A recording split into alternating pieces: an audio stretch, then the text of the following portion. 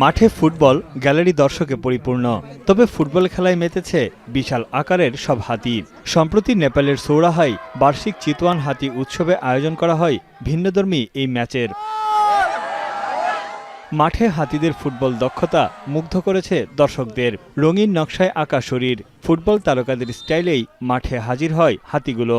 মাহুদের ইশারায় পেনাল্টি শুটআউটে অংশ নেয় তারা।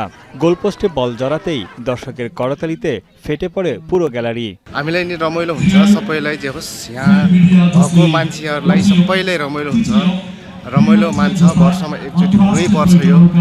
নেপালের সৌরাহার একটি প্রজনন ও প্রশিক্ষণ কেন্দ্রের উদ্যোগে এই অভিনব ম্যাচের আয়োজন করা হয়, যা স্থানীয়দের পাশাপাশি আকৃষ্ট করেছে বিদেশি পর্যটকদেরও।